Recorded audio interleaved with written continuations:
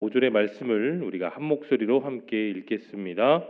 형제들아, 우리가 너희를 위하여 항상 함께 감사할지니 이것이 당연함은 너희의 믿음이 더욱 자라고 너희가 다 각기 서로 사랑함이 풍성함이니 그러므로 너희가 견디고 있는 모든 박해와 환난 중에서 너희 믿음으로 말미암아 하나님 여러 교회에서 우리가 친히 자랑하노라. 이는 하나님의 공의로운 심판의 표요 너희로 하여금 하나님 나라에 합당한 자로 여김을 받게 하려 함이니 그 나라를 위하여 너희가 또한 고난을 받느니라. 아멘. 데살로니가 교회는 핍박을 받고 견뎠던 여러 교회들 중에 대표의 교회입니다. 누구보다 이 데살로 교회를 사랑하고 지극정성으로 온 마음을 다해 기도하는 바울은 그들이 현재 겪고 있는 그들의 시련과 고난과 인내 속에서 결국 하나님이 예비하신 축복이 그들에게 있음을 강하게 말하고 있습니다. 현재 만나고 있는 그 모든 고난은 장차 나타날 하나님의 영광에 결코 비교되지 못하기 때문에 그 마음을 통하여 오늘 바울은 드러내고 있습니다. 내용 관찰 1번입니다. 바울이 데살로니가 교회를 다른 교회에 자랑한 이유가 무엇입니까? 다른 교회들에게 있어서 데살로니가 교회는 지극히 큰 본이 되고 있습니다. 그 많은 이유 중에 그들은 여러 고난 속에서도 그들이 여전히 가장 중요한 그 믿음을 붙잡고 신앙생활을 지키고 있기 때문입니다. 그런데 여러분, 말이 쉽지. 이 당시 데살로니가 교회는 유대인들로 하여금 큰 핍박과 고난을 당하고 있었어요. 유대인들의 핍박과 소동이 너무나도 컸기 때문에 그 데살로니가 교회가 있었던 그 동네 전체가 큰 소동과 안타까움이 있었습니다. 그 속에서 살고 있는 성도들은 그럼에도 불구하고 하나님을 향한 사랑, 그다음에 그 예수님을 향한 사랑과 믿음이 돈독했기 때문에 인내하고 있었습니다. 그리고 그 교회 성도들은 전보다 더 성숙하고 성장하고 있었죠. 믿음이 더욱더 자라고 있었고 더 중요한 것은 주 안에서 그들이 서로 사랑하며 똘똘 뭉쳤기 때문이었습니다. 이들은 마치 건강하게 자라나는 나무처럼 신앙이 한층 성숙했었죠. 바울은 그들의 인내가 곧 그들이 만나고 경험하는 모든 안타까움과 고난을 이길 수 있는 힘이라고 강조하고 있습니다. 2번입니다. 바울은 성도들이 당하는 고난이 어떤 결과로 나타날 것이라고 말합니까? 형제 성도들이 당하는 고난은 그리스도 주님에 주어지는 축복, 그리고 주님께서 그 모든 것을 보응 갚아주실 것이라고 말하고 있어요. 고난은 본문의 말씀처럼 여러분 하나님 나라에 들어가는 합당한 자격을 갖추게 됩니다. 하나님의 공의로운 그 심판의 표시가 바로 그들이 당하고 있는 고난인 것이죠. 여러분이 알고 있는 것처럼 사도 바울은 이미 많은 고난을 당했습니다. 이루 말할 수 없는 혼란과 고난을 바울은 몸소 경험하며 살았죠. 그 고난은 그가 이길 수 있었던 이유가 무엇일까요? 하나님이 주시는 참된 위로가 그들의 삶에 있었기 때문입니다.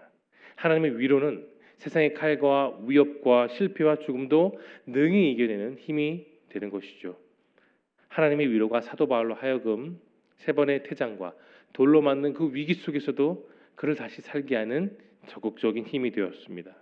그는 내다버림을 당하는 고통과 또 옥에서 다 갇히고 3번 파산하고 밤낮으로 일주일을 깊은 바다에서 지내는 그 모든 환란을 다 견디고 내는 승리의 비결, 그게 그를 향한 하나님의 사랑이었습니다.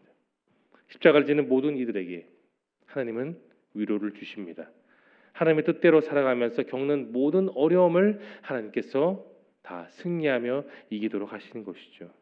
그러한 성도들에게 세상을 이기고 마침내 우리에게 영광이 주어지는 것입니다. 연구한 묵상입니다. 성도들은 왜 고난을 통해 하나님 나라에 합당한 자로 인정받습니까? 카다피도 후세인도 마지막 죽음 앞에서 살려달라 총을 쏘지 말라고 하고 결국은 죽었죠. 그 철권 통치자들은 자기 죽음 앞에서 늘 다 허약했습니다. 여러분, 의로운 자가 아니면 죽음 앞에서 모든 사람은 다 떨 수밖에 없어요. 왜냐? 그들은 죽음이 너무나도 두렵기 때문입니다. 그래서 악하게 살았던 사람들은 그 최후가 정말 초라할 수밖에 없었습니다. 의로운 사람들, 순전한 사람들, 순교자들이 연약해 보이고 어리석게 보인다 할지라도 죽음 앞에서 담대한 사람들입니다. 왜 그럴까요? 그 모든 사람들은 죽음을 넘어 하나님께서 새로운 삶을 이끌어 주신 것을 믿기 때문입니다. 여러분, 하나님께서는 고난을 선으로 바꿔 주십니다. 이것은 하나님의 위대한 섭리고 주를 믿는 사람들이 받아 누리를 온전한 특권이죠. 이러므로 여러분, 고난을 당할 때에 사람의 관점과 사람의 해석 마음으로 해석하지 마십시오. 그리고 또한 좌절하지 마십시오. 해를 갖다 준 사람에게 원하는 것과 안갚음을 할 필요가 없습니다. 고난을 양식으로 삼아 하나님을 더욱더 의지하십시오. 소망과 믿음을 갖고 온 세상이 나를 버려도 나는 온전히 하나님만 믿는다는 그런 고백이 우리 모두의 고백이 될 수 있길 소망합니다. 하나님께서 우리에게 주신 그 삶을 우리는 포기할 수 없는 것이죠. 여러분, 지금 고난 중에 있습니까? 건강에 문제가 있으십니까? 다른 사람으로 인해 깊은 상처가 여전히 내 신앙 속에서도 보여집니까? 매우 궁핍하십니까? 멸시를 당하고 있나요? 소외를 당하십니까? 여러분의 소중한 그 가정에도 문제가 있으십니까? 하나님께서는 이 모든 해를 선으로 바꿔 주실 줄로 믿으십시오. 하나님께서는 여러분을 여전히 지금도 사랑하십니다. 느낀 점을 보겠습니다. 고난의 성도를 온전케 하고 믿음의 용량을 키우는 과정이 된다는 그 말씀에서 여러분 무엇을 느끼십니까? 고난은 호울 좋은 말뿐인 삶을 제거합니다. 우리를 더욱더 진지한 신앙으로 나아가게 해서 우리의 생각이 하나님의 말씀에 온전히 이루어질 수 있도록 합니다. 고난은 세상적인 버팀목을, 세상적인 생각을, 세상적인 안목을 다 넘어뜨리게 합니다. 우리를 더욱더 하나님을 의지하도록 몰아세워서 내 인생에 하나님이 아니면 아무것도 할 수 없다는 그 생각으로 우리를 몰아세우기도 하죠. 고난은 우리 삶에 하나님의 말씀을 더욱더 깊이 있게 보고 하나님의 말씀을 더욱더 의지할 수 있도록 우리를 정신 차리게 합니다. 고난은 그리스도의 고난에 우리가 동참하게 해서 우리가 더욱더 하나님과 친밀한 교제를 하며 기꺼이 주님의 눈으로 이 세상을 보게 합니다. 고난은 기만적이고 안타까운 우리의 생각을 다 내려놓고 육신의 정욕을 못 받아 하나님의 말씀을 더욱더 깊이 있게 호흡하게 하죠. 진실한 성도는 여러분 가시밭에 핀 백합화 같은 존재입니다. 동풍이 불면 서쪽에서 가시가 찔리고 서쪽에서 서풍이 불면 동쪽에서 가시가 찔린다 할지라도 우리는 예수 그리스도의 향기를 더욱더 바라게 됩니다. 하나님의 놀라운 은혜는 여러분 주님이 주신 고난과 함께 그 고난 속에서 내 신앙이 성숙하게 됩니다. 하나님은 성도들에게 그 고난을 이기는 영적인 유전자를 주셨습니다.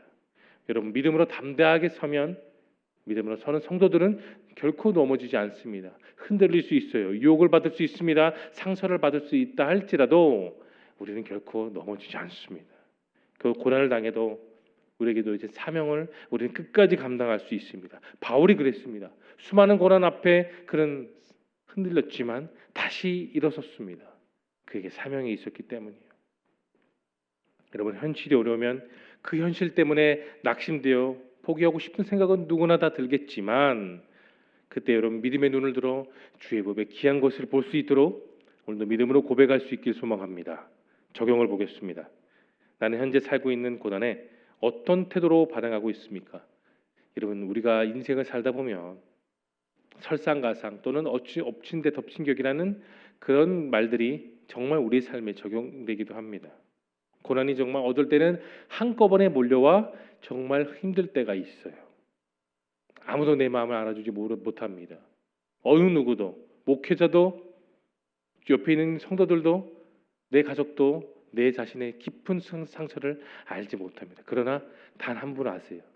여러분을 지금까지 이끌어가시는 창조주 하나님은 여러분의 모든 상황을 다 아십니다. 여러분 우리가 겹치는 그 고난에서 승리할 수 있는 비결은 하나님입니다. 주님 앞에 내 자신을 쏟아붓는 겁니다. 잃은 것을 생각하지 마십시오. 현재 남아있는 것을 생각하십시오. 더 잃어버리서는 안 되는 그 강박관념을 주님 앞에 쏟아부을 수 있길 바랍니다. 대부분의 성도들이 고난을 속에 저자르는 이유가 무엇일까요? 고난이 오기 전에 그 상태를 집착하기 때문입니다. 난 지금까지 내 의로 내 노력으로 잘 살았어라는 그 생각이 우리를 막고 있기 때문이에요. 고난에 승리할 수 있는 두 번째 비결이 무엇입니까? 전적으로 하나님을 의지하는 겁니다. 99.9% 아니에요. 성경은 늘 100% 하나님을 신뢰하라, 전적으로 신뢰하라고 가르치고 있습니다. 고통은 하나님의 손에 있음을 여러분 기억하세요. 고난의 정도와 시간은 우리가 정하지 않습니다. 하나님이 정하십니다. 고난에 벗어나기 몸부리치며 울기보다는 하나님의 고난을 통해 오늘 나를 다시 만들어 가신다는 그 생각으로 감사하십시오. 내 의지로 할 수 있는 것은 하나밖에 없습니다. 내가 영원히 하나님을 믿고 의지하고 따라갈 수 있는 것, 그것 하나뿐입니다. 고난이 온다 할지라도 여러분 지레 겁먹지 마십시오. 오는 고난조차도 여러분 다 주님께 내어드릴 수 있기를 바랍니다. 우리를 신원하시는 주님께서 오늘도 승리하심을 여러분 믿으시길 바랍니다. 결단을 보겠습니다. 내게 닥친 고난을 슬기롭게 헤쳐나가고 내 믿음의 그릇을 키우기 위해 무엇을 결단하겠습니까? 세상 사람들에게 있어서 여러분 고난은 또 넘어질 수밖에 없고 또 슬픔뿐이에요. 거기서 스스로 일어나는 세상 사람들은 단 한 명도 없습니다. 그런데 우리는 다르죠. 내가 가진 능력이 없을지라도 내 전부, 내 희망, 내 능력 되신 하나님이 오늘도 나와 함께 하시기 때문입니다. 사도 바울은 그리스도의 사랑이 그 얼마나 감옥을 받고 그가 얼마나 많은 은혜를 그렇게 누리며 살았으면 그리스도의 몸된 교회를 위해 그가 그렇게 고난을 받고 살 수 있었을까요? 심지어 그리스도의 남은 고난을 자신의 육체로 채워나가 살고 있었습니다. 여러분, 세상의 고난이 아닌 그리스도의 남은 고난에 오늘도 함께 동참할 수 있길 바랍니다. 우리를 이끄신 주님께서 그 고난을 넉넉하게 이기게 하시고 우리 각자의 믿음의 분량을 그리스도의 장성한 분량으로 성장하게 하심을 믿으며 오늘도 주님과 함께 동행하는 기쁨의 삶을 살아가는 저와 여러분 모두가 될 수 있기를 예수님의 이름으로 축원합니다. 이 시간 함께 기도하며 나아가겠습니다. 오늘 말씀들은 그 말씀을 기억하시며 화면에 모인 기도 제목 첫 번째, 주신 믿음이 더 성장하기 위해 오는 고난을 이기고 주님께 영광을 돌리게 하옵소서. 하나님 나라에 합당한 자가 되기 위해 현재 내가 당하는 고난을 의연하게 감당하게 하옵소서. 성도들의 간절한 기도와 눈물의 헌신으로 세워지는 우리의 교회가 되게 하옵소서. 리모델링의 모든 과정이 다 하나님의 은혜 가운데 진행되게 하옵소서. 또한 여러분의 마음속에 품고 있는 기도 제목과 특별히 오늘부터 주일까지 있는 우리 청년부 수련회를 위해서 마음을 다하여 뜨겁게 주여 한번 외치고 통성으로 기도하며 나가겠습니다. 주여